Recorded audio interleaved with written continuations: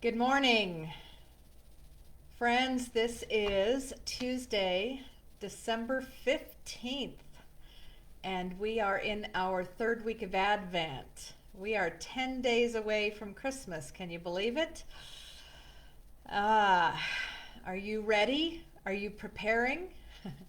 Today it is cold and a little bit snowy in Denver. And so we are preparing by shoveling. Doug went to work this morning with plans to shovel tennis courts off a little bit, perhaps. And this week, our theme of Advent that I've been praying on and reading about is preparing the way. This is a phrase that we see in the scriptures and in poetry: prepare the way of the Lord, prepare the way of the one who is coming. And so as we're getting closer and closer to Christmas, this theme of preparing thrusts itself into my consciousness as I think, oh gosh, am I ready? What do I need to do? Normally, maybe in previous Christmases, if we're traveling to see somebody or preparing to receive somebody in our home for dinner or Christmas time, there might be preparations of cleaning house, of mopping the floors, doing the dishes, putting things away, organizing, making the beds, cleaning up the guest room, whatever that may be. Or getting tickets or filling the car or whatever if we're the ones traveling. What does it mean in a pandemic, in a COVID season, when we are to stay still, to stay where we are, to not travel, to be fully present right where we are? What kind of preparation does that take? There are people talking about the grieving or the missing or the gosh, this is so different kind of feeling. And yet there are things we can do. So for me, this is a flurry of a week of getting ready for Christmas. And tonight is this annual meeting with the church, so there's some logistical things still trying to get ready for tonight. We've been recording pieces for Christmas Eve and other worship services to come, and putting our mindset in that as we record different pieces. What does that feel like for you? Some people are baking. I have received, thank you, Olive Night, one of our parishioners, gave me a few little molasses cookies, which were really yummy. Some people are shopping and going out ready to prepare whatever those holiday things are that make us connect with our memories or with people in our lives. What are the preparations that you have? And in regards to Advent, to Christmas, to this concept of the light, the presence of Christ, of kind of this cosmic spiritual presence in our lives that yearns for us to live in a way that is whole and holy. How do we prepare our hearts and our minds, our attitudes, our behaviors, our Facebook streams for that kind of connection?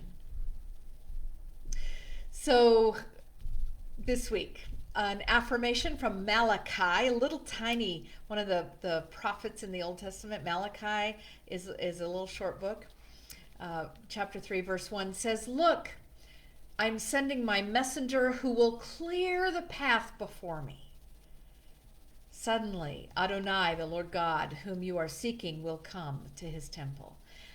I love that image. You know, if you've ever been hiking or traipsing through where there's overgrowth or brush that needs to be kind of cleared away before you can fully enjoy it, that sense of preparation there.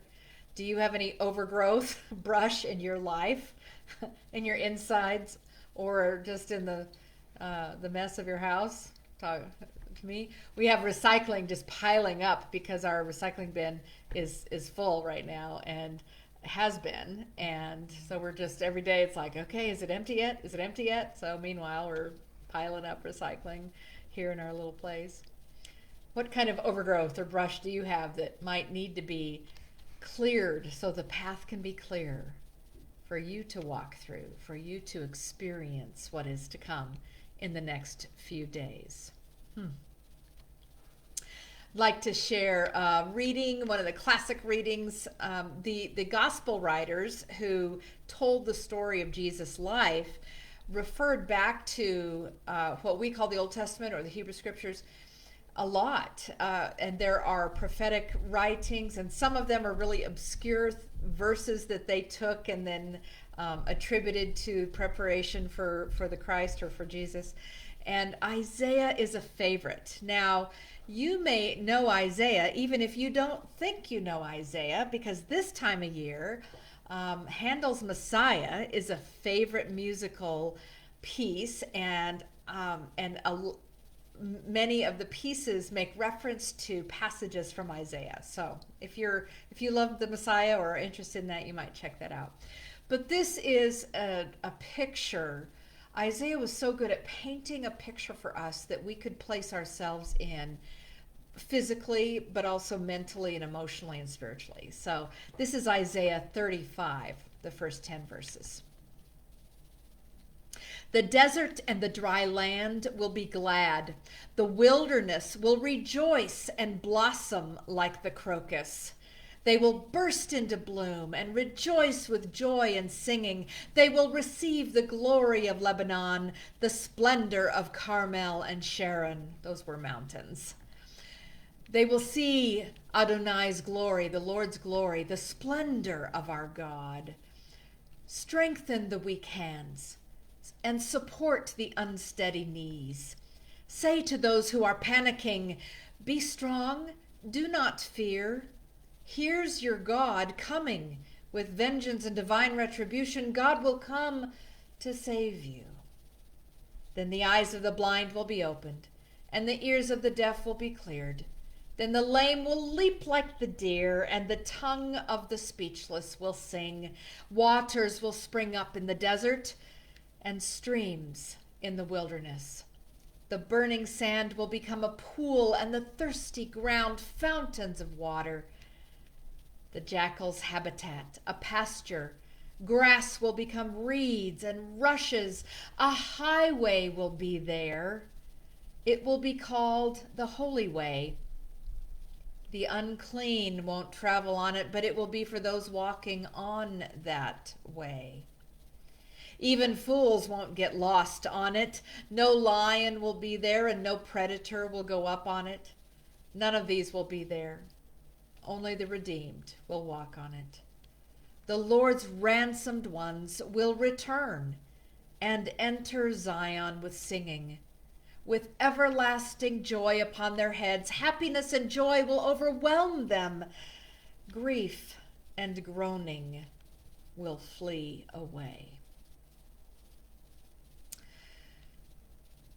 Now, these images of this highway, the highway of our God, the highway of life for those who are redeemed, for those who return home, these verses in Isaiah were, scholars think, were penned during the time that the people of Israel, the Israelites, had been taken and scattered from their land, from Jerusalem and from their home, in what's called the Babylonian exile. And it's a period of decades, of a long period of time where families were scattered. They had no idea if they would ever be allowed to return to what they considered home.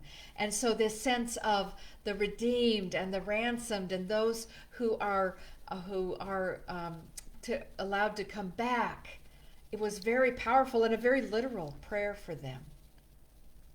But for us, it may be something literal. If you find yourself separated from others in your life that you yearn to reconnect with, but it might also be a spiritual or an emotional or a psychological yearning of connection or reconnection, of being able to name the losses um, the mistakes, the stumblings that we have had, in order that we may be reconnected and recommitted to those in our lives. A way in which we can look forward, that we can honor the brokenness. Some of you have relationships that have broken. And in that breaking, that may be an acknowledgement that that is what is needed for both of you to have a healthier life. So this may be a time of preparation, of acknowledging that, of grieving that, and of saying, God, let me return now. May I strive to be on your highway in my life. That this preparation, sometimes we think it's all just, getting a broom out and tidying up the place, but preparing for things in our lives can be hard work, can be messy, and it's not immediate. So I invite you to look that and maybe pray or read over Isaiah 35, the first 10 verses. There's these images of wilderness and desert, of water and life, and what that can bring for us. May these words be a blessing as we wrangle with our preparation, with ourselves and with God this day.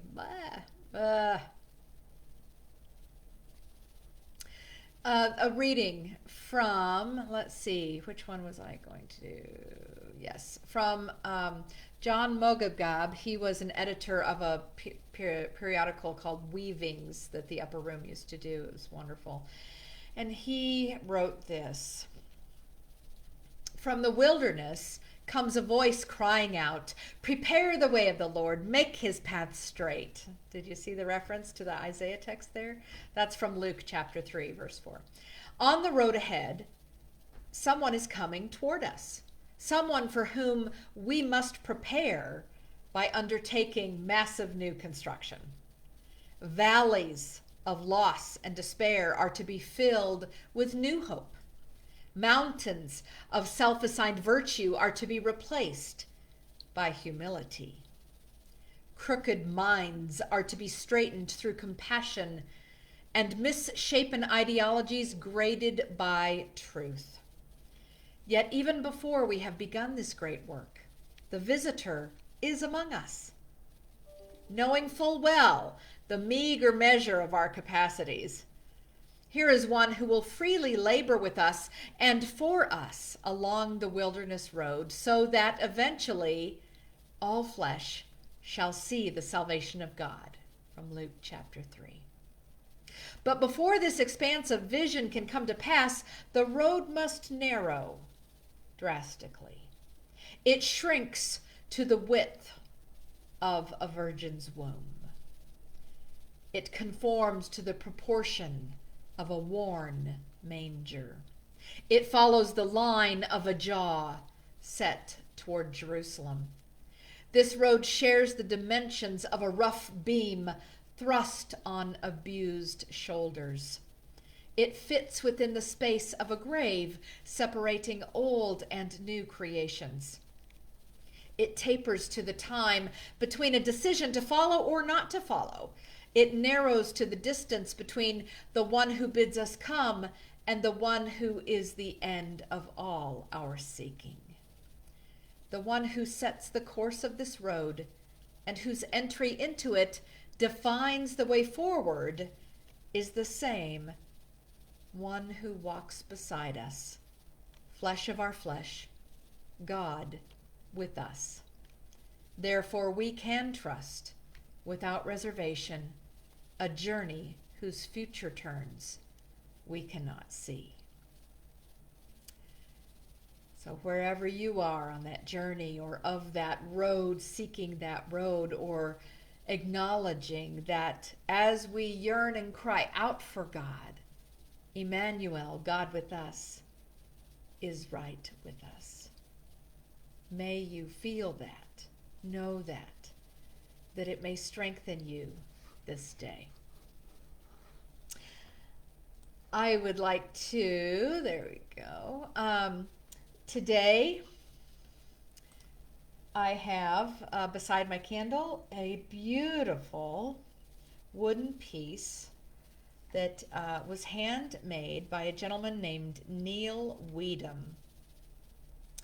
And I knew Neil from my second appointment in Shoto, Montana, and he was the principal of the school, and he carved this and gave it to me one Christmas, and it's just a very cool little thing. You can put potpourri or chocolates or anything in it. But as a person who has no gift in this, I just love it because of the imagery. It's classic nativity imagery, but also the patience and the preparation and the knowing of how to do something like this is just something that I meditate on when I see it every year when I get it out. And so preparation may be a little work, and yet may we be called to it, that through it we may find strength in ourselves, that we may then share that with others and with the world. So wherever you are this day, may we receive the gifts and the preparation and share it. I'd like to close with a song. This is actually in our green worship and song book for our United Methodists. I was not familiar with it, but I've been looking through all the three of our song books for Advent-y songs to sing, and this was a new one, but I love it. It's a minor key, it's reflective, and it's invitational. Come, O Redeemer, come, by Fernando Ortega.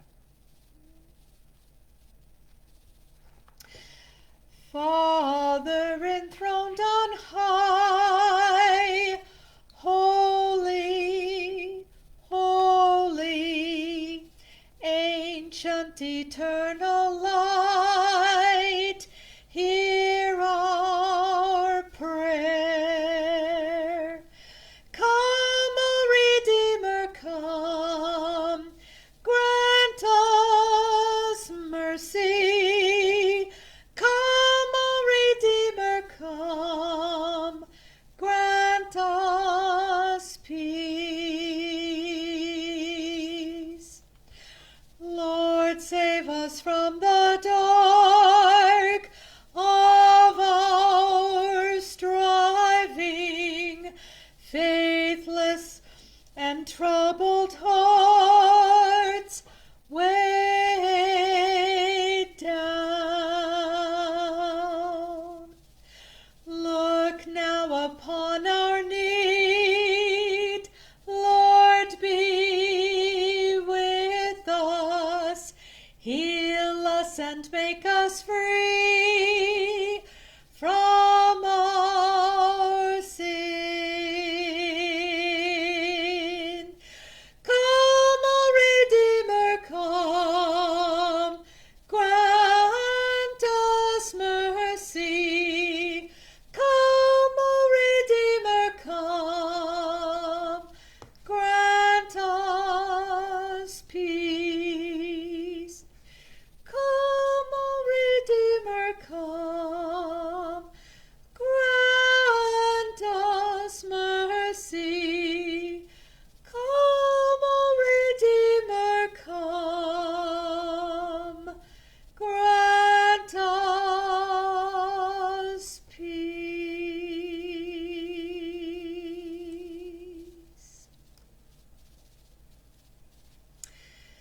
And now, beloved, let us go forth, wherever this finds you this day, with peace, with a little consternation, with a sense of what can I do today to prepare my life, my home, my heart for the one who is coming and the one who is already here. Blessings to you on the journey this day.